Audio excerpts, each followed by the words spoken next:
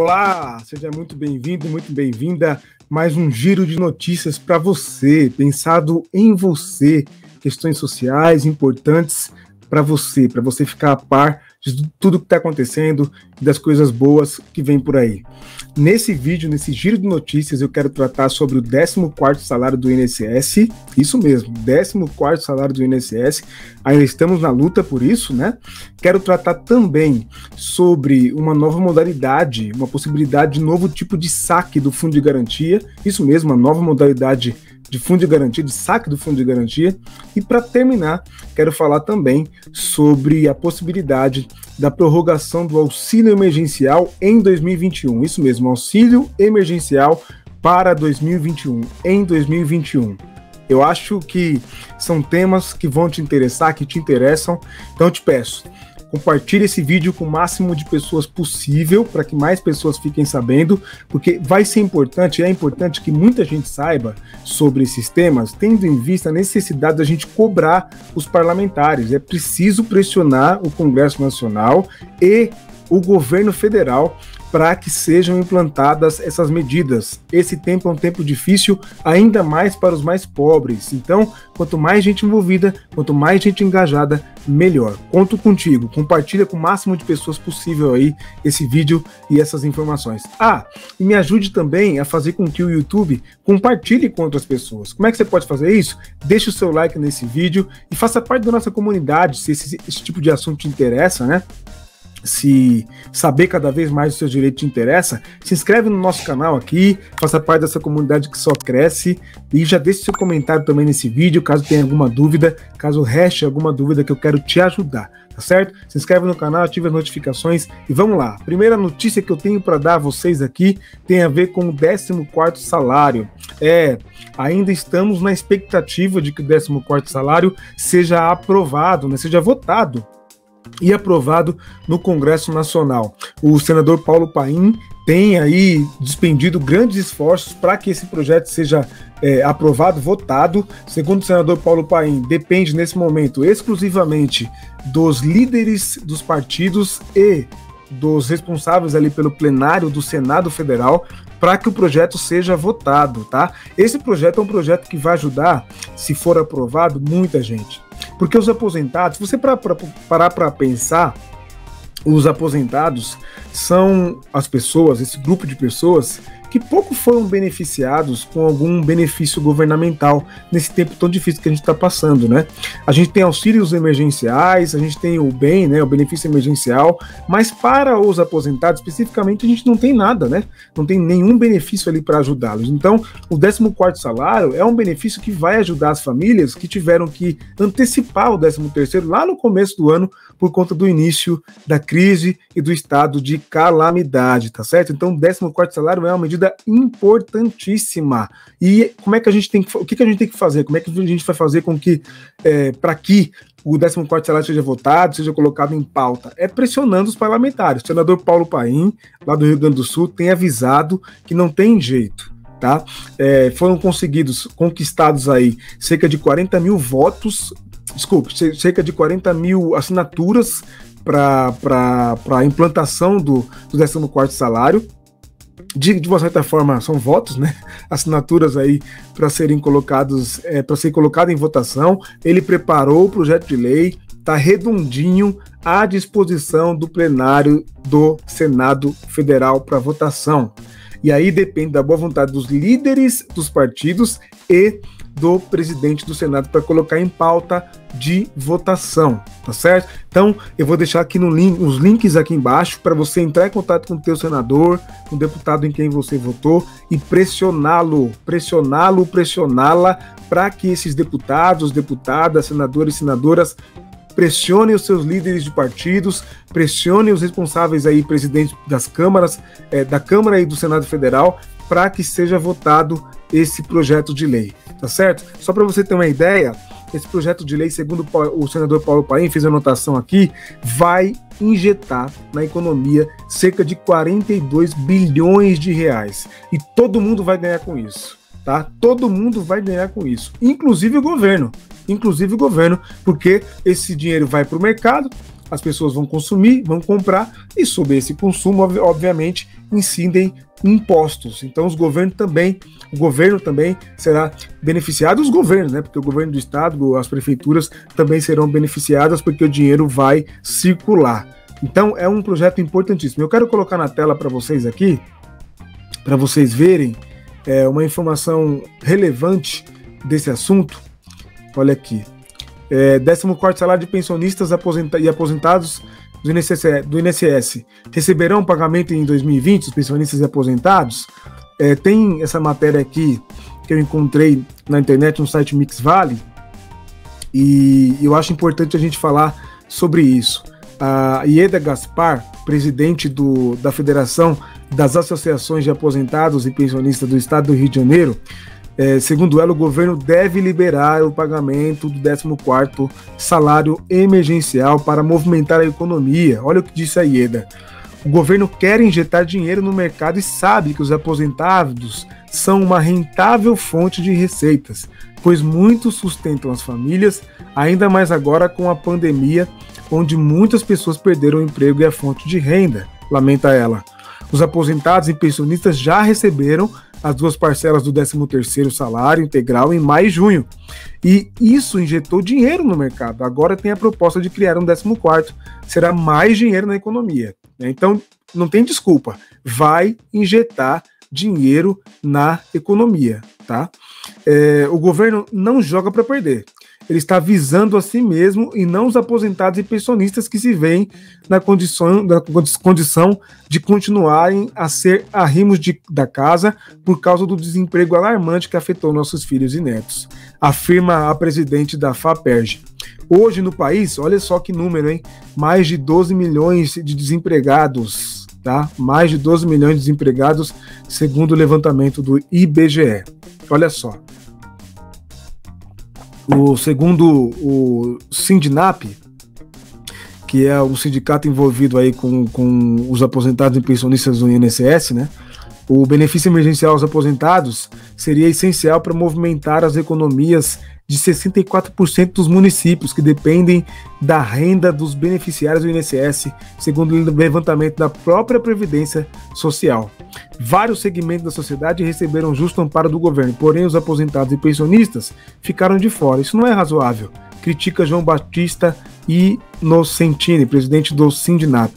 De acordo com Inocentini, a implementação do 14º salário emergencial, além de caráter humanitário, né, para ajudar as famílias, né, seria também uma medida para preservar a economia, principalmente dos médios e pequenos comércios responsáveis por milhões de empregos no país, né, gente? Isso é importantíssimo. Olha, ainda a notícia diz aqui, ó, de acordo com os dados da Previdência, 67,5% dos aposentados e pensionistas brasileiros sobrevivem com um salário mínimo, atuais R$ 1.045, valores que obrigam 21% dos beneficiários já aposentados a seguirem trabalhando para assegurarem uma qualidade de vida digna para si e para os seus familiares, né? A implementação do 14º salário dos aposentados e pensionistas ampararia socialmente cerca de 10 milhões de cidadãos economicamente ativos que perderam o emprego com a crise e passaram a depender da ajuda de familiares beneficiários do INSS, avalia o Sindinap. Importante, né, gente? Essa notícia é importante a gente pensar realmente em pressionar, em cobrar do governo federal e cobrar dos nossos congressistas a votação imediata desse projeto de lei. E quando eu falo do governo federal, penso numa medida provisória que pode ser apresentada no Congresso. É preciso pressionar o governo para isso andar, tá? Aí você me diz assim, mas nós já estamos no final do ano, dezembro é um mês morto, mas dá tempo ainda dá tempo. E tem mais, hein? Ainda que isso seja colocado em prática, né, e efetivamente o 14º salário dos aposentados em 2021 apenas, vamos lembrar que haverá repercussão da crise nos próximos 2-3 anos aí, hein? Sendo otimista. Então, ainda que isso venha acontecer somente em 2021, vai ajudar, né, nos impactos aí, a dar uma amenizada nos impactos que serão suportados pelos mais pobres do país, né? Então, independentemente do tempo que vier o 14º salário, obviamente que se vier agora vai ser muito importante para as famílias, mas se vier somente em 2021, não interessa, né? Que venha, que seja pago no começo, no primeiro semestre, não interessa, mas que venha ajudar os aposentados e pensionistas. Acabei de ler aqui para vocês, e essa informação é confirmada pelo senador Paulo Paim, de acordo com uma pesquisa que a equipe dele fez para colocar o projeto de lei para rodar.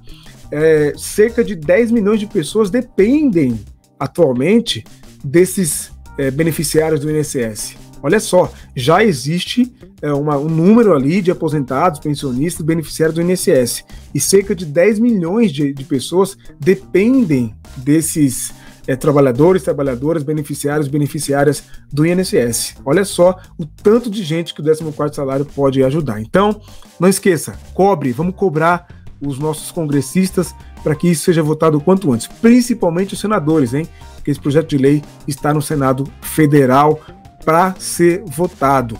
Entre em contato com o senador Davi Alcolumbre, entre em contato com os líderes partidários e vamos cobrar, vamos pressionar. É preciso pressão popular e social para isso rodar, tá certo? Outra notícia que eu quero trazer aqui para vocês, uma notícia bacana aqui para vocês, que ainda segue nesse sentido, tem a ver com o auxílio emergencial em 2021, a possível prorrogação do auxílio emergencial em 2021. Uma notícia aqui do site Jornal Contábil que eu trago para vocês, para a gente comentar nesse mesmo sentido aí do pagamento do 14º salário, digamos que emergencial para aposentados e pensionistas e beneficiários em geral do INSS, né? Vou trazer aqui para vocês, vou colocar na tela para vocês essa notícia, esse comentário. Olha aqui. O governo federal tem encontrado dificuldades perante a proposta que dispõe sobre a implantação do substituto do Bolsa Família, né, que é o tal da renda cidadã. Isso porque até o presente momento não se chegou a nenhum acordo a respeito da origem do financiamento do recurso sugerido. Dessa forma, alguns parlamentares demonstraram a intenção de prorrogar o decreto de calamidade pública decorrente da crise, da crise, né, previsto para expirar no dia 31 de dezembro de 2020. Portanto, a ideia é que o prazo seja prorrogado por mais 3 meses. E aí, se o prazo for prorrogado, né, por mais 3 meses, haverá razão de prorrogar o auxílio emergencial por mais 3 meses ali, até março, até abril. Olha só que interessante. Por quê? Porque o auxílio emergencial ele chega até nós, né, até quem precisa especificamente, em decorrência da permanência do estado de calamidade. Se o estado de calamidade é estendido até o ano que vem, há razão e há justificativa para o auxílio emergencial continuar, tá certo? Mesmo que no valor baixo, né, de R$300, mas é um valor que ajuda, que vai ajudar, como diz aqui a matéria, tá? Obviamente, esse projeto tem enfrentado muita resistência do ministro da Economia, o Paulo Guedes, tá? O Paulo Guedes tem afirmado o seguinte, que a crise não é justificativa para manter um estímulo artificial. Segundo o Paulo Guedes, né, eu quero ler aqui, quero que você leia comigo. Segundo o Paulo Guedes, ele diz aqui, ó, isso é uma fraude, é falso, é indesculpável, é má política, né? Isso é o que pensa a cabeça do Paulo Guedes. É comprometer a futura geração por um ato covarde, mas é totalmente indesculpável usar a doença para estimular um auxílio artificial, segundo Paulo Guedes. O que o Paulo Guedes esquece é que os efeitos da crise vão continuar, né? Tem muita gente desempregada, muita gente precisando e vai continuar, né? Até 2021, 2022, isso vai continuar. Então não é artificial, não é uma loucura, né? E eu já fiz vídeos dizendo aqui, alô Paulo Guedes, há sim uma fonte para a gente poder colocar esses benefícios para ajudar a população brasileira e a população mais pobre. Chama-se a tributação das grandes fortunas. Está previsto na Constituição. Por que ninguém coloca isso em lei? Por que não regulamentam, não criam uma lei para regulamentar a tributação, não é, das grandes fortunas? Os grandes milionários trazerem uma porcentagem específica ali das suas grandes fortunas para ajudar a população mais pobre. É uma maneira de reduzir a desigualdade. É impopular entre os milionários, Paulo Guedes? Mas o pobre, a nossa população, o nosso povo precisa, tá? Fraude, loucura, os benefícios que são concedidos aos bancos, não é? Os bancos aí apresentando seus lucros acima da média, né? Lucrando altamente mesmo na pandemia. Há pesquisas e mais pesquisas sendo divulgadas em matérias aí dizendo que os ricos ficaram mais ricos na pandemia, na crise, e os pobres mais pobres. Então, é hora de mexer com os grandes milionários desse país. Eles precisam devolver dinheiro para o povo, porque é a gente que faz a economia girar. Somos nós, os pobres, a classe média, as classes mais baixas que fazem e que fazemos esse país ir para frente. Os ricos e milionários só desfrutam desse dinheiro e dos lucros, não é? Então é hora de tributar sim. Tá aí a fonte. Tem dificuldade de manter o auxílio emergencial por mais 6 meses, 3 meses? Tributemos os mais ricos, os milionários. Grandes países desse mundo têm feito isso. Por que nós não vamos criar uma tributação, sendo que há previsão na Constituição? Não estou falando nenhuma loucura. Está na Constituição a previsão de tributação de grandes fortunas, gente. Tá certo? Esperamos isso do governo. É preciso que o governo pense nos mais pobres. E não é o que está acontecendo, né? Lamentavelmente. Tá? Fica aqui a minha indignação e o meu repúdio a essa fala do ministro da Economia. Que impressionante, né? Nunca fala nada em favor dos mais pobres. É impressionante. Bom, para terminar aqui, quero trazer para você uma informação que está no site, na agência Câmara, né? Que é a possibilidade da criação de uma nova modalidade de saque do Fundo de Garantia. Isso mesmo. Quero trazer para você aqui essa matéria. Proposta cria modalidade do saque do Fundo de Garantia e prevê extinção das regras atuais. Projeto de lei de número 3718 de 2020. Do deputado Pedro Lucas Fernandes, do PTB do Maranhão, e de outros 8 deputados do PTB, prevê o saque por interesse, que é um saque de um salário mínimo, até um salário mínimo, fundo de garantia, a qualquer tempo, tá? A qualquer tempo. O texto também altera o saque aniversário, permitindo que o trabalhador retire até 90% do saldo na conta do FGTS no mês do seu aniversário. Hoje, o percentual varia entre 5% e 50%. O projeto determina ainda que as regras atuais do saque de fundo de garantia vão vigorar até 2022. A partir do ano seguinte, o trabalhador terá total liberdade para movimentar a conta conforme regras que serão definidas pela Caixa Econômica Federal. Para os deputados, as regras representam uma intervenção estatal indevida no dinheiro do trabalhador, fere a cidadania do indivíduo e sua liberdade de escolha, como que se fossem incapazes de gerir o seu próprio dinheiro. Eu discordo desse ponto, gente, por algumas coisas. Mas eu discordo desse ponto aqui, porque o fundo de garantia serve, e ele é usado para custear grandes políticas públicas e projetos sociais, como Minha Casa Minha Vida e etc. Tá? E o lucro desses projetos, porque é um dinheiro que é emprestado para custear esses projetos, mas há um lucro ali, né, porque é emprestado e tem juros para quem recebe ali, ainda que juros baixos, né? Mas esse lucro, ele volta para o trabalhador. Nós tivemos aqui recentemente, eu tenho um vídeo no canal falando sobre isso, o lucro do Fundo de Garantia de 2019, ele é maior do que a Selic, né? Foi maior do que a Selic. Ou seja, o que eu quero dizer com isso? O Fundo de Garantia de 2019 rendeu mais do que a poupança e o Tesouro Selic em 2020. Olha só.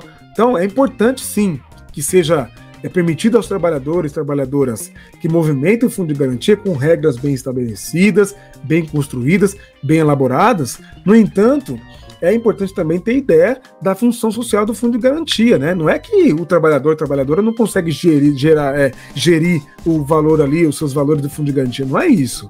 É que esse valor ajuda os bancos públicos, principalmente a Caixa Econômica, a patrocinar e a emprestar dinheiro para projetos e políticas públicas de tamanha valia como é o Minha Casa Minha Vida. Tanta gente conseguindo financiamento por conta do Minha Casa Minha Vida, não é?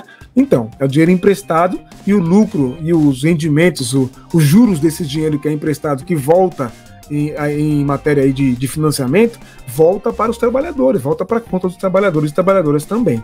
Mas é importante realmente a gente criar algumas outras modalidades aí para possibilitar saques alternativos, né? para os trabalhadores e trabalhadoras que precisam aí, principalmente nesse tempo tão difícil e que sofrerão as consequências desse tempo tão difícil que nós estamos passando, tá certo? Então são essas as notícias que eu quis trazer para você, espero ter te ajudado. Não se esqueça de se inscrever no canal, de deixar o seu like nesse vídeo e compartilhar com outras pessoas, tá? Não se esqueça também de conferir outros vídeos que eu tenho aqui no canal. Estamos aí fazendo uma série de vídeos sobre a Black Friday, falando sobre direitos do consumidor, toda quinta-feira de novembro. Já comecei, assiste lá, falei sobre o direito de arrependimento, 7 dias para se arrepender da compra, vai valer a pena para você. Eu te espero no próximo vídeo, até mais!